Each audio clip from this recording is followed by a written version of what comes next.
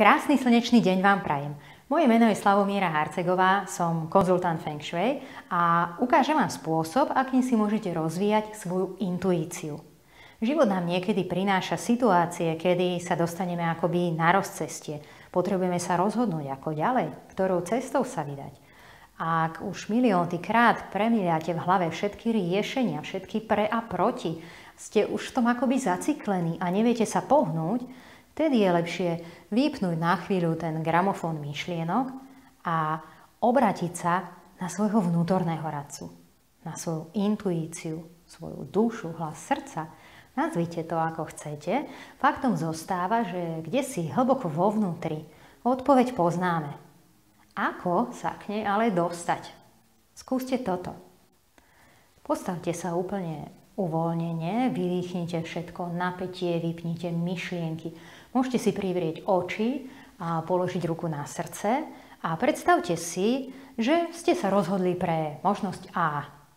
Premietnite si, ako by to už bolo, povedzte si v prítomnom čase vetu: možnosť A je pre mňa v tomto okamihu najlepším riešením, alebo je v súlade s mojou životnou cestou. A vnímajte signály tela. Môžete si zadefinovať, že pokiaľ vás to akoby predkloní dopredu, znamená to áno, a keď by ste mali pocit, že padnete dozadu, znamená to nie.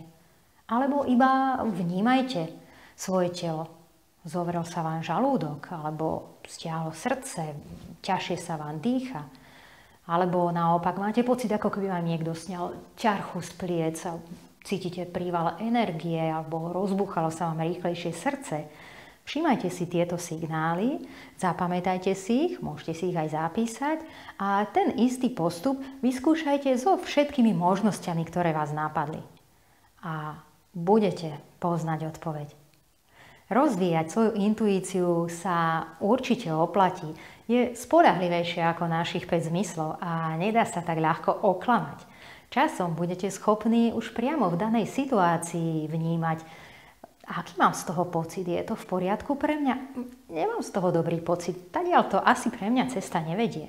Keď sa naučíte počúvať svojho vnútorného radcu, budete schopní svojím životom prechádzať akoby plynulejšie, viac v pohode. Takže rozvíjajte si svoju intuíciu. Prajem vám pritom veľa úspechov.